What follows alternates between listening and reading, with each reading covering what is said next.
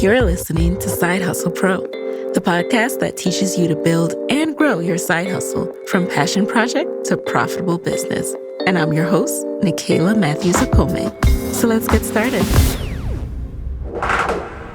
Hey guys, before we get into today's episode, I want to let you know that this episode is brought to you by Comcast Rise. Now, I have shared this opportunity on the show before, and I will keep sharing it because I want you guys to apply at sidehustlepro.co/Comcast Rise. This is one of the best opportunities for small business owners. Comcast has launched this multi-year, multifaceted initiative designed to help strengthen small businesses owned by women of color, people of color.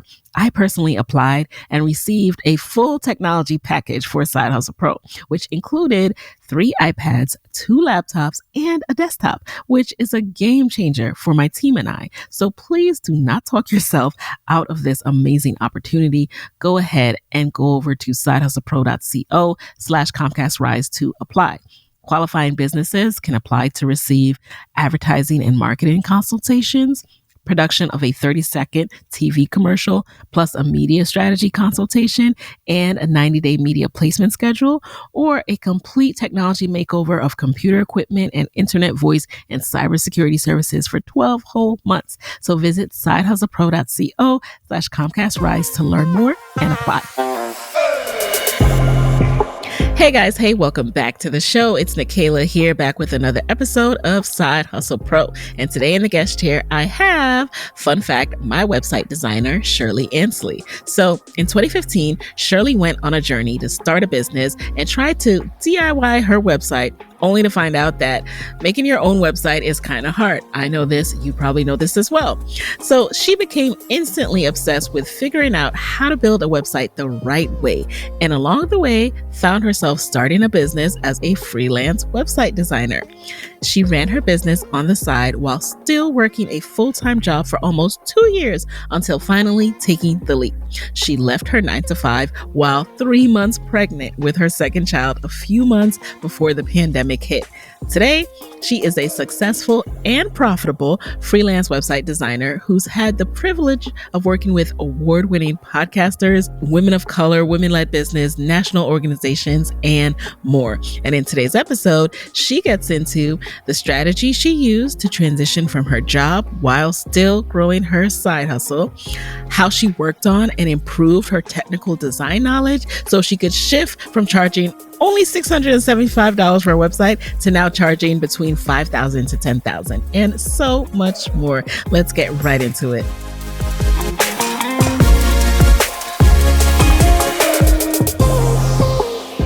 So welcome to the guest chair, Shirley. I'm so happy to have you here.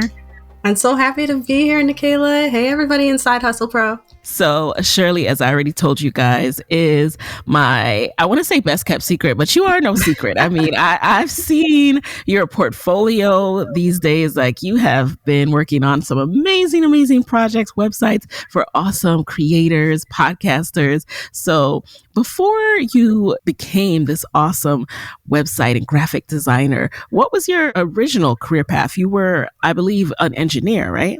Yep. I started off in the whole engineering industry. My biggest dream was to become a Walt Disney Imagineer. And so I was like on track to do that.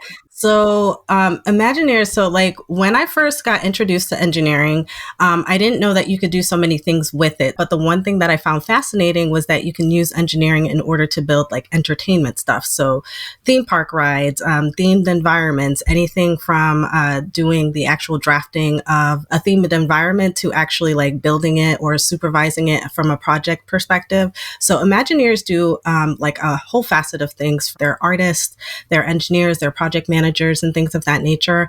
I was really fascinated in the project management perspective of doing Imagineering. So that's basically what I was trying to do. I got my dream job working for the Walt Disney Company for like a little bit in 2012. Like I worked with them. I did get a project management job in a contract position, and that was wonderful. But then my contract ended. I moved back to Boston, and I tried to figure out how I could keep kind of like the engineering thing going. But I wasn't finding any type of fulfillment in it.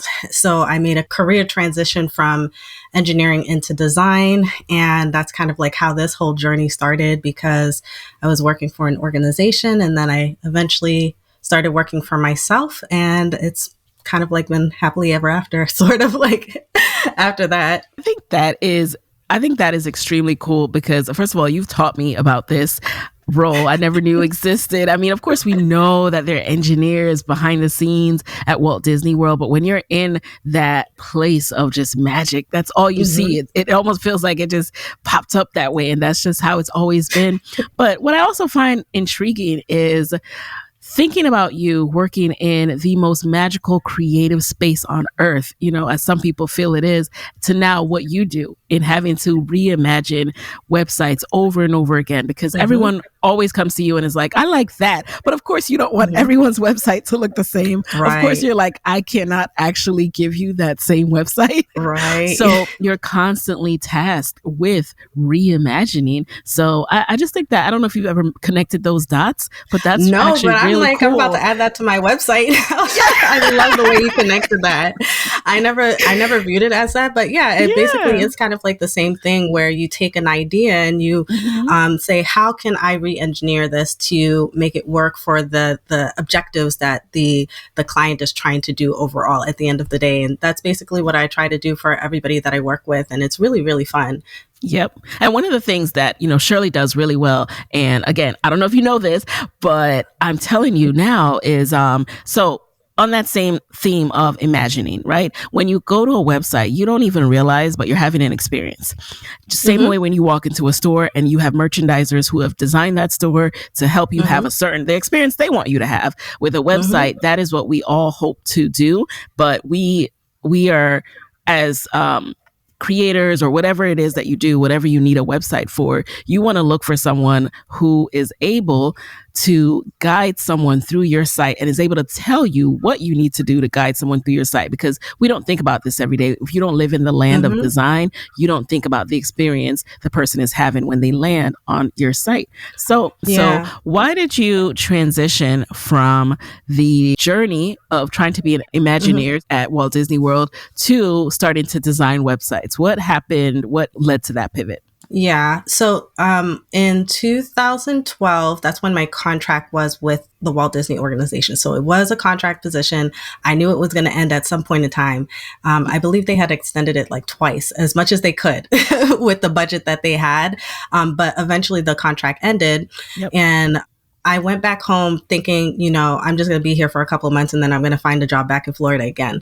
But that never happened. So I tried to make use of, you know, kind of doing the same thing I was doing just at home in Boston. And even though like I was working at the same capacity for another organization, I kind of lost all of that motivation and all of that gusto that I had with working with these other organizations. And I just didn't have the same passion or motivation anymore. And I wanted to try a career pivot because I was tired of literally hopping on the phone every day with my sister and crying and telling her I'm miserable at my job. So I was like, well, let me try something that I've always done my entire life. And people say, hey, you're really good at this, which was design. So like in college, I was that girl that you went to whenever you needed a flyer or a poster, or if we needed to quickly develop some sort of like digital thing, that was me. I created the pamphlets. I was designing the t-shirts and stuff like that. But I was just doing it for fun. I never thought you could make a career out of design. But when I said, I was talking to my sister and she was just like, hey, nobody's forcing you to stay at your job. So why don't you just quit? And I was like, quit? What do you mean? And I was like, that. Yeah, I know, right? Like I wanted to, I don't know if I mentioned this before, but I'm a first generation Haitian American, and it's like so imperative that like I make my parents proud. And I didn't want to just like quit a good paying job. Oh, yes, right? That's blasphemy. You remind me of that saying. And, my friend Cass always says this too, like, you're not a tree. You can leave. Like you are not planted. Like you literally, a lot of times we spend so much time so upset with where we are, and you don't remember that you have that power. No, it's not going to be easy, and it might not happen overnight. But once you make that decision, like, look, this is not working out, I'm going to do something else. Then you start working towards that. Game changer. Yes, exactly. Oh my gosh, you get it, girl. Yes, that's exactly basically what I had. It was like a light bulb just went off in my head. I was like, oh, I guess I don't have to stay here. Yeah. And so I started looking for different, like basically design positions that were not entry level, but like mid-level, right? Okay. And the goal was basically to find something that would help me experiment with a career in design, because it was completely different for me. And I just didn't know what the expectations were, especially since I didn't have like a formal degree in design. I had a formal degree in engineering, and those kind of don't translate, right? So I got a job working as a learning experience / visual designer. Like the formal position was visual designer, but it was really a learning experience designer job. So in that position, I learned how to do everything from designing pitch decks to designing sales presentations, creating courses for adult learners. That was like the biggest part of that job. And it was kind of like diving in deep when I had absolutely no clue what to do. I really had to teach myself a lot of the fundamentals of like typography, which is learning what fonts work with what, especially with adult learners, because they're sensitive to different types of ways that you structure your fonts. I had to learn how to use color properly. I had to learn how to brand an organization that didn't really have a brand. And I was not a brand strategist. I was not a brander. I was not familiar with that at all.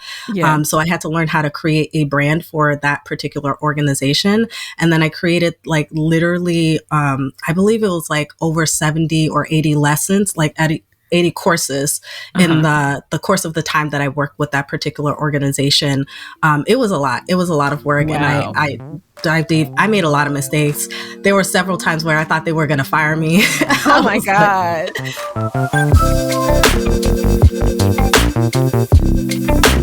One of the things you said really stuck out to me. You talked about having to teach yourself. So how are you learning these things? Like, how are you teaching yourself? What do you mean by that? Yeah. So when I started just doing design, like I was just doing it on the fly. But like, again, like I'm first generation Haitian American. My mother had big plans for me. For summers, I didn't go to traditional summer camps. I went to like science camps, coding camps, all that type of stuff. One time she had enrolled me in an HTML coding class where we just had to learn this like mysterious thing called HTML. And I was like, what is this? Little did I know that I would be using that later on in life in order to start doing design and development. Now, by the time it was actually useful for me, I had like little, very working knowledge of it, right? Yeah. So I had to actually like nights and weekends and stuff like that, I would go on Google, like searching how to do something in Photoshop, right? And I would give myself assignments and I would create something, post it up on like Facebook, because that was popular at the time. Yeah. I would post it up on Facebook. People would be interested, be like, hey, could you do something for me? And every time I got somebody who was like, hey, could you do something for me? That was also another assignment for me. And then I would get paid to Google, figure out how to do X, Y, and Z, figure it out how to do it, post it back up on Facebook. After I kept doing that over and over and over again, the skills just kept building, right? So I was pretty much just getting paid to learn how to design on the fly. But every time I did it, I literally was just Googling how to do X, Y, and Z stuff. So I'm so ever grateful for all of the people who posted how they do certain stuff online. Because at the time, everybody was just sharing everything for free. Yeah, it was amazing. So when did you start taking on actual clients in terms of your web design business? When did that start? So for website design, I think my first client was in 2016, somewhere around that time, like right when I had my son. My first client was a friend from college had recommended me a friend that she was working with. So She was my first client, and my first project, I think I charged something like $675 because I didn't know how much to charge. I was like, I don't know. I don't know what I'm doing. Uh-huh. So I had charged like $675, and I thought that was a lot of money at the time, to help this girl build her like life coaching business. And I built that first website on Wix, which I thought was like a major platform at the time. And that project probably took me about 4 months or so to do. She was very nice during the whole entire process. She allowed me to experiment and do different stuff with graphic design, very patient with me and stuff like that. And she was very, very happy at the end of the day with her product. And when that project ended, I was like, oh my gosh, I did it. I charged somebody for a website. It was so cool. So that 675 was divided by 4, y'all. 4 months. Right. So thank goodness I still had like a full-time job at the time, because I was like, oh, this is not going to cut it. This is not going to feed the family. Now, at what phase did you start to kick it in gear? Did you start to get more aggressive? Because, at some point you went from side hustling to making this your main hustle. So how did that transition happen? So at first I was like really, really scared to do anything full time. I was just like, I wasn't sure of myself, like, because of the fact that like the first project that I did was 675, and I'm a numbers person, and I was just like crunching the numbers, and I was like, the 675 really is not going to cut it, but who's going to hire me like without any technical website experience? Because again, I was like a self-taught designer. So I wasn't really confident in myself, and I had to gain the confidence in order to actually start, number one, charging more in order to actually leave my job.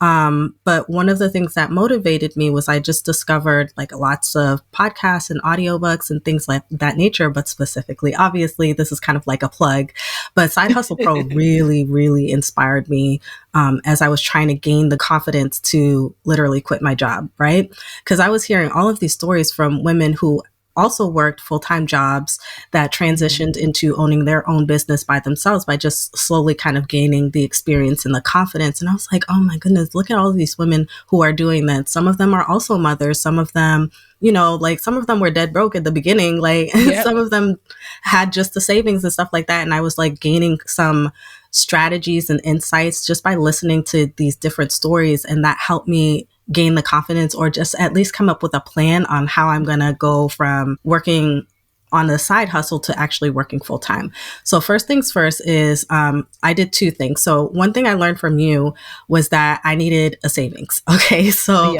I actually started creating like this job escape account. Like I literally called it escape from job or something like that, a savings account.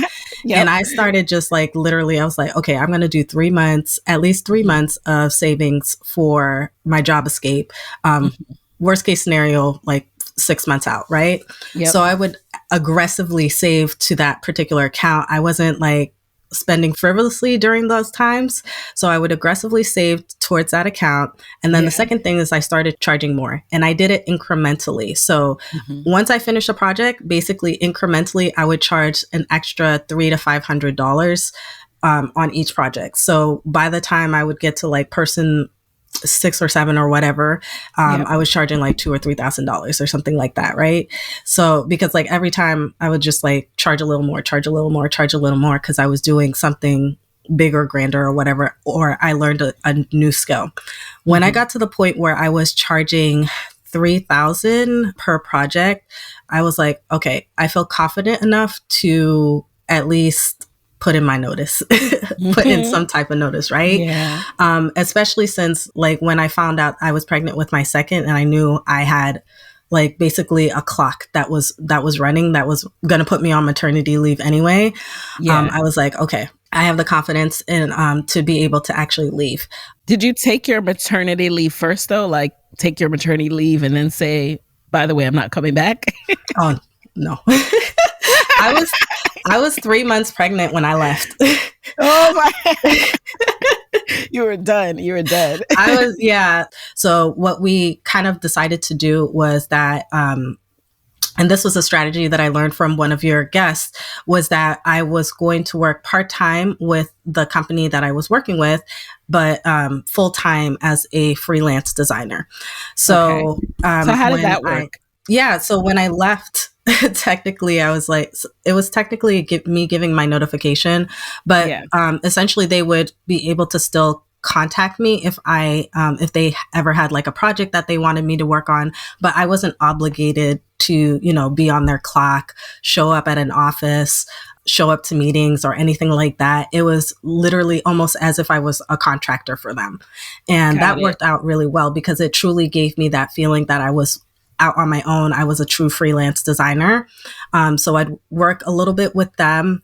I'd work a little bit on these projects that I had as a full-time designer, but then I also had the savings that helped me get through the first couple of months because I was still kind of trying to figure out how to balance money and all of that stuff like that. Yeah, so that's what basically happened. That was your transition, like your how you went. So Chris did it. My episode with Crystal Rory. If you guys want to go back, I'll link to it in the show notes too. Is the guest Shirley's mentioning, and so I love the fact that you you took that advice of having that savings, you guys, because there's nothing worse than leaving and scrambling for money or just feeling like you are making decisions based on a desperation to cover your bills, because then you start making really bad decisions, actually. And then the second thing that you touched on that is also really important is you allowed yourself to develop your skills before you started charging more. I know that nowadays there's this pressure, there's this narrative that you need to raise your prices. You're not charging enough. But no one is talking about the growth. No one's emphasizing that your prices will grow as your skill set grows. So you talked about like, hey, I was learning. I learned a new skill set that I'm going to be applying. And now they're looking at that and they want that. Yesterday's price is not today's price as a result of these new skills that I have. So emphasizing that, like, I love that you emphasize that, because yes, your prices should go up as your skills increase as well.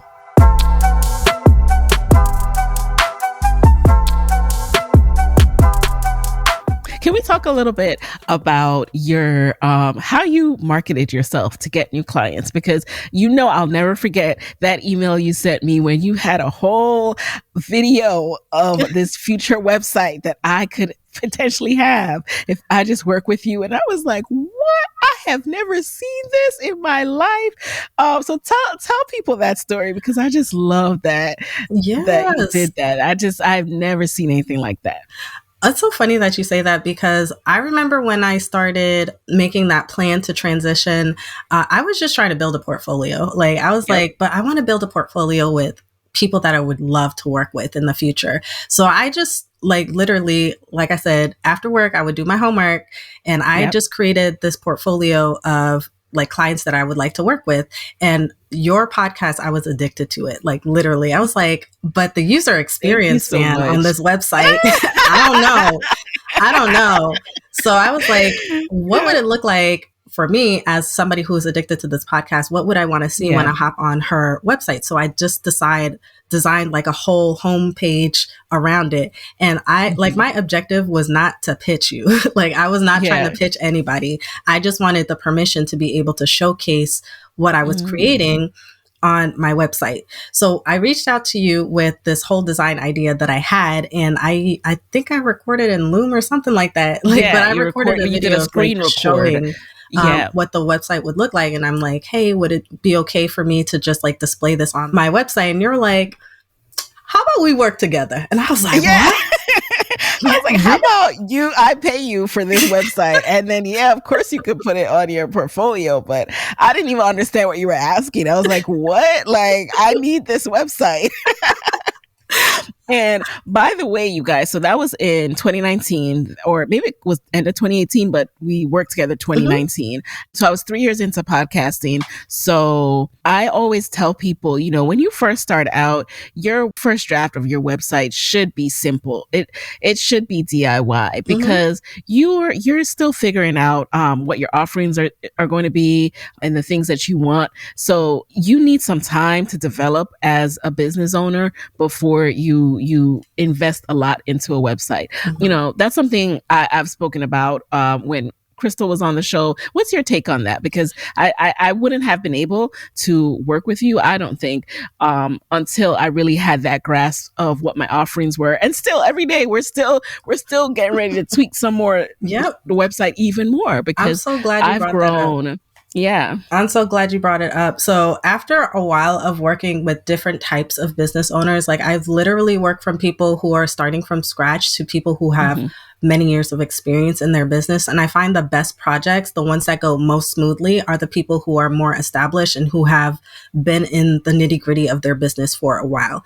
And the reason for that is because when you know who your audience is, what your audience wants from you, exactly what your products are, what the prices are, what platforms you're using, what you're connecting, like when you know all of that stuff and it's already set up, it's so easy to design a user interface or an experience around all of that stuff and just make it neater and cleaner and organize it so that it's all good. The projects where I've worked with people who are just beginning and don't know what they're doing, they required the most amount of work. They didn't even understand what exactly the product was, or what the service was, or, how we're going to be displaying it on the website. And I found that they would be investing so much money into designing and developing a website when you could have used that same money to just help with your marketing, your sales funnels, your traffic, and your, just basically getting traction, getting clients, proving that your stuff actually works before you invest in kind of doubling down with your website. So, if I were going to invest anywhere between $5,000 to $10,000 on my website, it's because I've already established a system where I know where my audience is coming from, what the experience that they need on their website is before I drop the money down. So I totally agree with you. Have the website. It don't need to look pretty. Just DIY it. Plain you can spend website, $20 on it. And how do you pick the best platform when you are DIYing it? Because, sometimes people ask me that and I'm like, I'm not a website designer, but here's what I use. Yeah. So the platform is really dependent on how involved you want to be with the technical aspects of the website, because there are benefits and disadvantages or pros and cons to every type of platform. I've worked in all types of platforms. The most popular ones are obviously going to be Wix, Squarespace, Showit, and WordPress as of right now. Webflow is coming in too. I'm starting to learn that platform as well.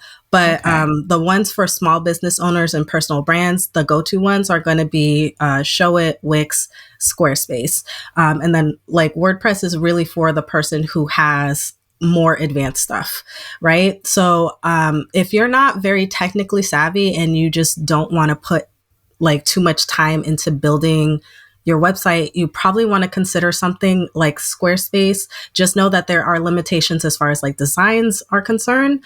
Showit is also really good at doing the whole drag and drop user interface and making something really pretty, but just know that there's a learning curve around it as well.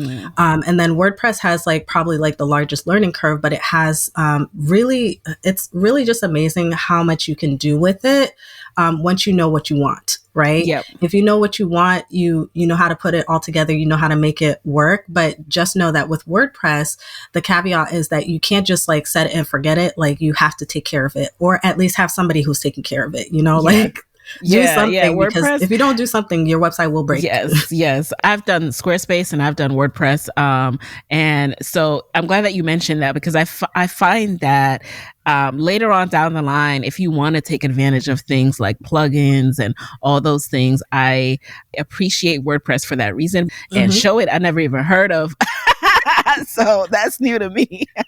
Yeah, I think the reasons why Showit has become so popular is because, especially people who are self-taught designers like myself, you don't have to get into more of the technical stuff that is involved with WordPress. So it's almost like Wix in a way, a little bit different, but it's very much for the person who loves design, doesn't want to spend too much time on the technical aspects, wants a lot of flexibility in the way that the website is, and then also can get it up and running in little to no time. as possible. So like basically with all of those platforms, you're going to get that. Basically, you can get your website up and running in little to no time, which is also another philosophy I have, right? As small business owners, we spend way too much time working on the website projects. I personally do not believe it should take 4 months to do a website project. Coming from a person who has taken 4 to 6 months designing websites. I have done that. I think one of my longest projects. I'm guilty of that. I'm guilty of letting life just trap me in indecision, or like, I'll get back to it. And before you know it, it's been a year.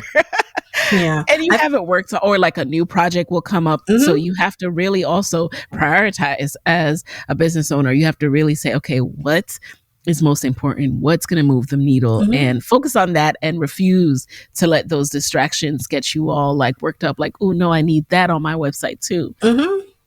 Yeah, I wholeheartedly believe. I took a course basically that taught you how to build a website in 5 days. And I was like, oh, after seeing this, I was like, even like a more complex or complicated website, maybe it could be done in like 2 or 3 weeks. Like, it doesn't take long to design a website. If you're strategic and you're organized, like the pages, like, you know exactly what content is going on there. And there's like, and this is the engineer in me, there's like literally a pattern and a strategic way to like design a page. And all you have to do is kind of just fill in the stuff based on the principles that you've learned. So if you are a designer and you're kind of watching this and wondering, oh, how do I increase the speed time of designing and developing a website? Number one, choose the platform, choose one that's really good for you. But also just know that like, it's really just a pattern that you just like, you go in and then you plug and play your content. But as small business owners, like before you do anything, what you need to focus on is organizing your content. So that you don't take 4 to 6 months designing and developing a website. Right. Because that's not your web designer's job either. That's a common misconception, that you can just throw all this junk at them and they're going to take that and make it into this beautiful website. No, you actually need to get your copywriting together and you know, all of that.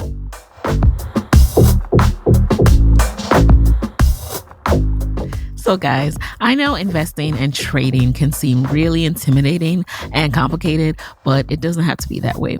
Episode 301 guest Terry Ajoma runs one of the top investing education programs out there. It's called Trade and Travel. It's an on-demand course with really thorough lessons that explain everything. And it also features weekly coaching with Terry herself and a very active private Facebook community. How do I know? Because I am also a Trade and Travel student, and Trade and Travel is helping me to break through the intimidation that I've always felt around stocks. So Terry teaches you the difference between long versus short selling. She teaches you everything you need to know about getting set up, where to invest, how to invest. She teaches you how to trade stocks as a side hustle to earn extra income, and how to set concrete goals, realistic goals, how to pace yourself. Trading is not something you need to do every day. Terry really shows you how to do it in a realistic side hustle way so that you're trading, but you're also, having impact and making wise choices. So go ahead and learn more and sign up for the Trade and Travel program at sidehustlepro.co/trade and travel. And I'll link to it in the show notes. Through Trade and Travel, you can learn how to trade as a side hustle and supplement your income with trading. So sign up for Trade and Travel at sidehustlepro.co/trade and travel. One more time, that's sidehustlepro.co/trade and travel.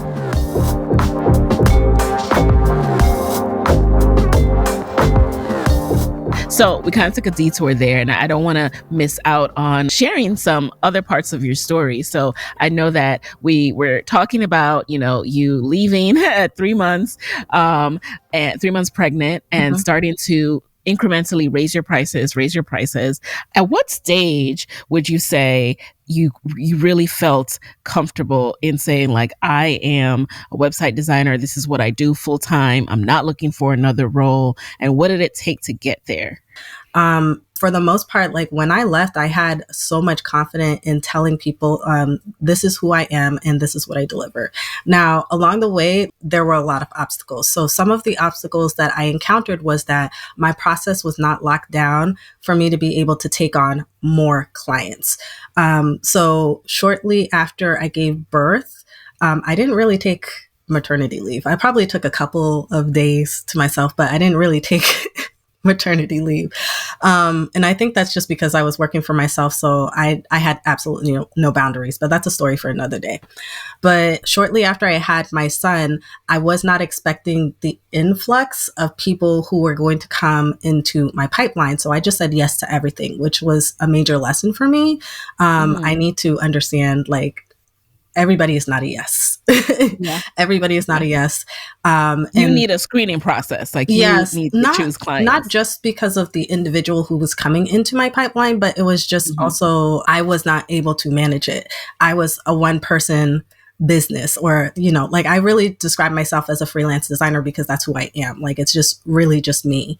And being just me and trying to manage multiple projects, for me, it was not working because I wanted to give like the best experience for my clients as possible. But when I'm not able to, like, send you an email back right away, or deliver like a graphic within like a 24 to 48 hour period, like, that was weighing heavy on me. I know some of my clients did not mind. They were just like, okay, you just had a baby, like, it's okay. Right. And I'm just like, no, it's not okay. So that weighed heavy on me. I didn't have a process in place in order to, like, be able to handle the influx of people. So it was a blessing that a lot more people were figuring out who I was. Mostly, I know you asked about my marketing earlier, but it was mostly through word of mouth and referrals that I was able to get client after client after client. And then all of those people came coming in. So I had to get through that obstacle of, like, taking a moment to actually create a solid process. And I would tweak my process with every client that would come through, kind of see the things that didn't work, or kind of see where I was being a bottleneck in order to figure out exactly how to fix my process. Number two, I started going into what my packages were and cutting out a lot of things. So I was doing the most. I was doing everything. Right. What kind of things did you cut out? How did you restructure your packages? Okay, so if it wasn't for the fact that I had started joining coaching programs and, like, just going into Facebook groups with other designers and stuff like that, I wouldn't have known that I was, like, literally doing the job of 4 or 5 people and just offering it for way less, way less than all of these other people were. And I was like, oh, I think I need to fix this. And this was probably contributing to the fact that, like, why my process was so slow and stuff like that.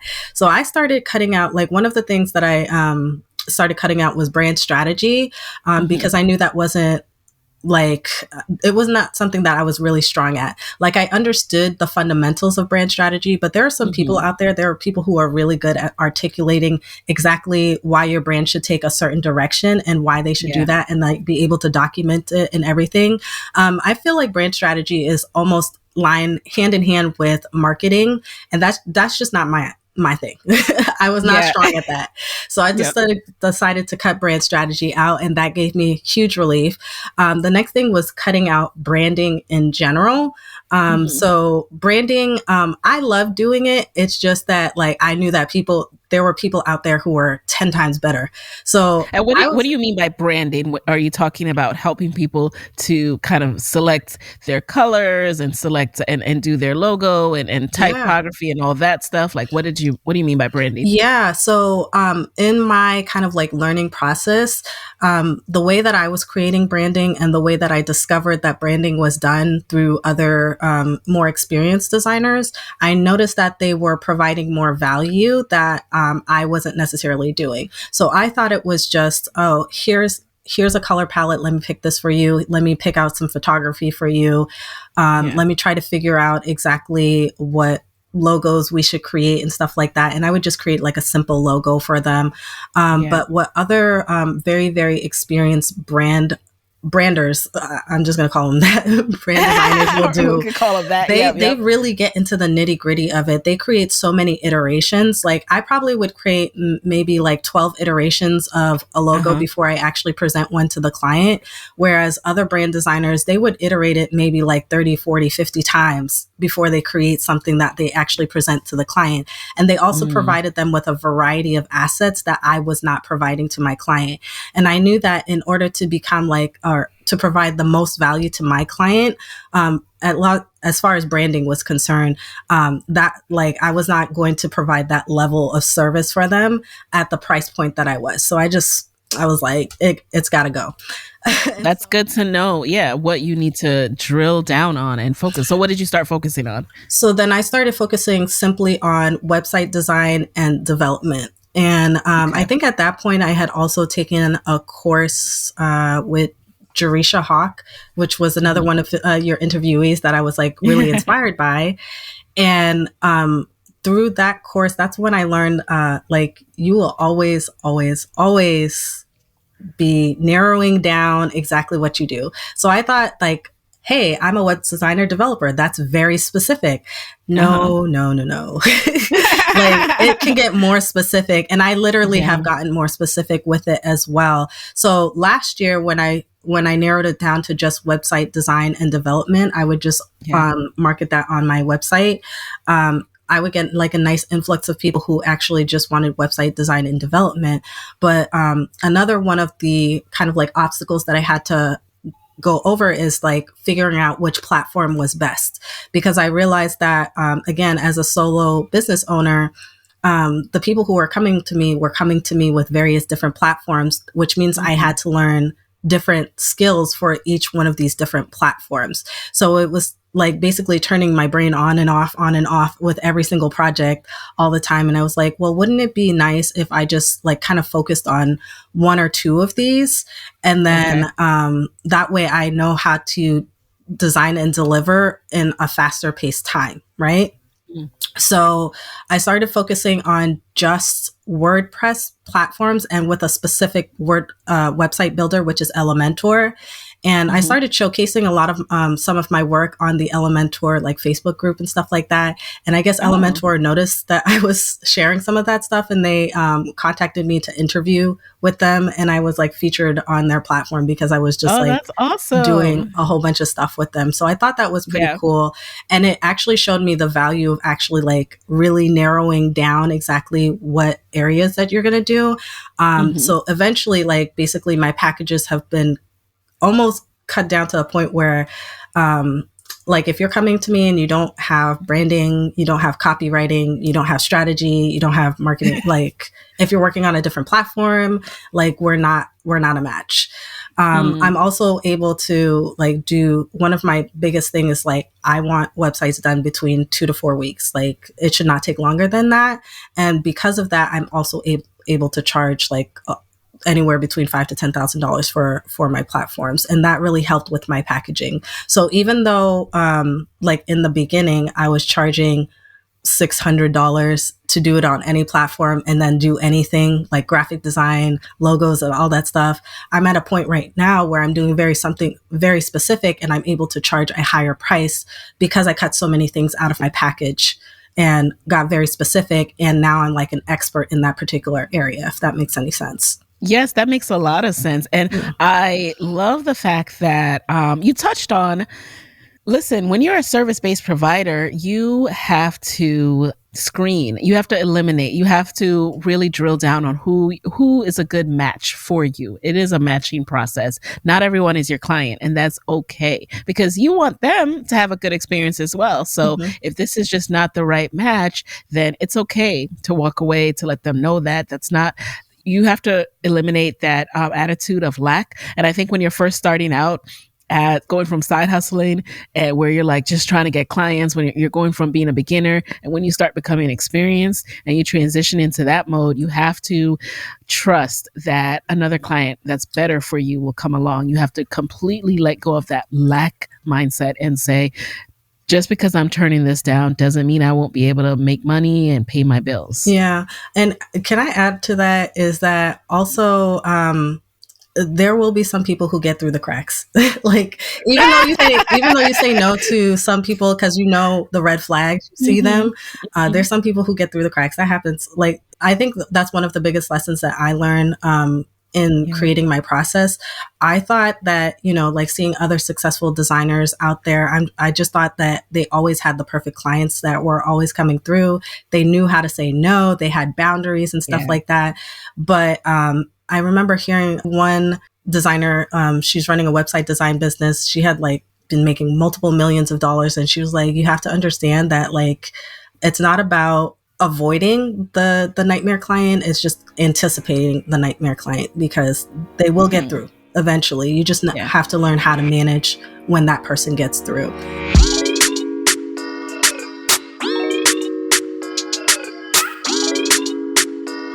I know you mentioned, that your packages have shifted, but then also your process has shifted. What particularly has shifted about your process?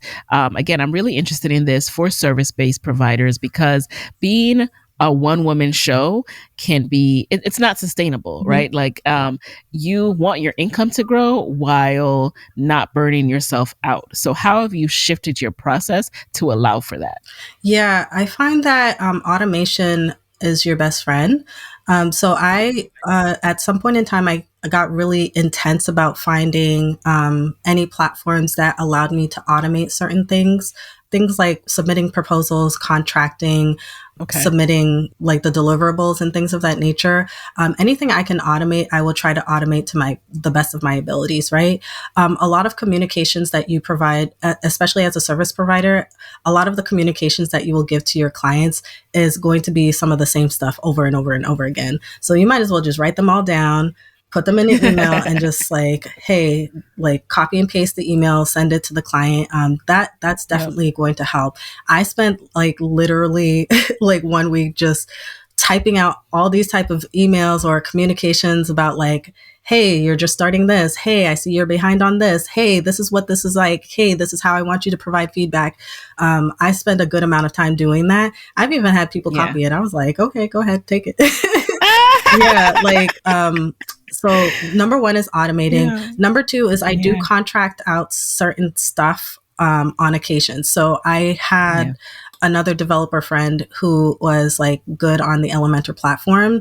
And when I feel a little bit overwhelmed, basically I just hire her to help me with some of the development work. And that has helped me tremendously. So I'm very grateful for being able to, like get some help eventually. I know I am a one woman show, but like I know my limits. So like I know when I need to like get somebody in to help me on a contract basis, just like I'm a contract to somebody else.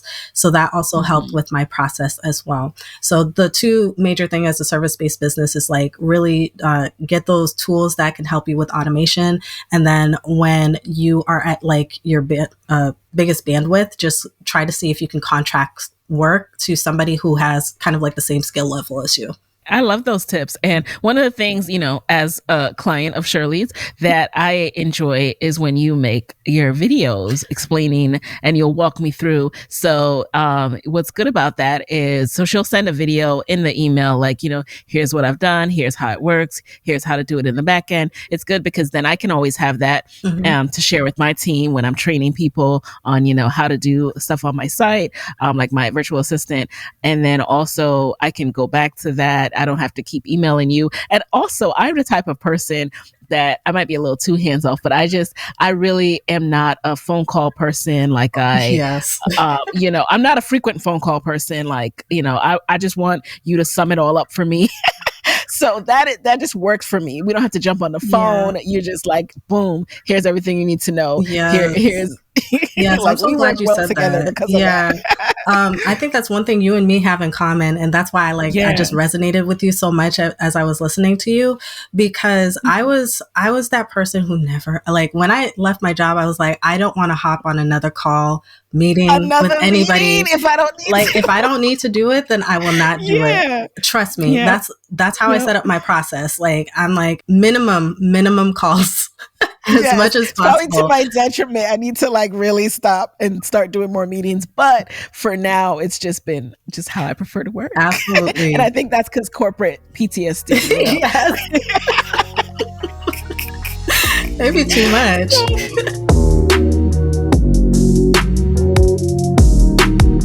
So before we jump into the lightning round, can you just share how you have moved through these last few years when, you've been juggling 2 kids at home and you are a client-based business. So you touched on it a little in that, you have this guilt in not always being on or not being able to get back to people in the same way that you expected because we had this huge surprise dumped on our lap in that pandemic. So, how have you navigated these 2 years and mentally just been able to keep yourself uplifted so that you can provide the best service possible to your clients? Oh, such a good question. So good. I'm taking notes because I'm still trying to work on it. I'm taking notes. I remember reading Shonda Rhimes' Year of Yes, and one of the parts that like really stuck out to me was when she said, I can't be everything to everybody. She was like, sometimes when I'm like writing a great script, I'm missing out on my little girl's recital. And sometimes when I'm sitting here like braiding my little girl's hair, I'm missing out on like one of the script readings or something like that. And that's exactly basically what happens to me. I had to learn that there's no such thing as balance. It's like I give my all here sometimes, and then I give my all there sometimes. And I'm okay with that. I've gotten to a point where I can comfortably say to my clients, this is coming from a people pleaser, and so it's hard for me sometimes, but I've gotten to the point where I feel comfortable communicating to people like, hey, my son is sick. I've got to take care of him. I'm not going to be in office. And that's basically how I've been able to kind of like live with it. I'm still kind of working on being comfortable with it, just because like I'm still a recovering people pleaser, and it's hard for me to like see somebody upset or like if they need my immediate attention, not to be able to like quickly dive into that. I just understand that like if I want to have like a good relationship with my children in the future, I need to be present for them here now. So I make time to be with them like now, whenever they need me. And then I make times for my clients because they also need me. And I'm on a mission to help a lot of women in color in business with their endeavors as well. So I can give time to both. And that's kind of, I don't want to say the way I balance it, but that's the way I've accepted like juggling between the two and being a mom also, as well as being a wife, because, I have a husband and he also needs my attention outside of just taking care of the kids, being able to make just time for us to do movie nights. Cause that's our thing. Like, I gotta be a wife right now, kids. Sorry. Like, here's the TV. You do your thing. I'll be over here with daddy. Okay. So, like, I just know that there's like, you're just going to have to kind of like go in circles, if that makes any sense, like, and just kind of figure out exactly what's a priority for you at the time and give 100%. Keyword. Yeah. So how are you managing like revenue projections again, as someone who is living this world of now you eat what you kill, and you are someone who also, you rely a lot on word of mouth, referrals, and things like that. How do you go about just making sure that you'll continue to sustain your income and grow? That's a good question. I've actually been trying to work on the whole hopping back into social media marketing to make it work for me, because it works so well for all of my clients. Like literally all of my clients, like killing it at the game. Like they do it so well. So I'm trying to hop back into that. And I just know it takes time to build an audience and grow, like getting people to know, like, and trust you and stuff like that. I am fortunate that like, as of right now, I still do get referrals from people I work with. So I know I can predict what my months are going to look like, what my quarters are going to look like. So that makes me comfortable as of right now. And I'm working on a plan that will help kind of like secure my future as well. I am a numbers person. Like if you wanted to have like a private conversation with me, I will tell you what my numbers are. I'm not ashamed of that. Like I will share my numbers with you. So like I also hired, it's like, I want to say they're almost like a freelance CFO type of thing. So it's like a collection of accountants, tax people, like they check in with me every once in a while just to kind of like balance my QuickBooks stuff, and then like tell me when to pay my taxes. If I had a question about like whether or not I can afford something, I can check in with them and just be like, oh, should I make this expense? But like I said, I'm always crunching numbers and trying to figure out stuff. So I know how much I'm spending on a monthly basis.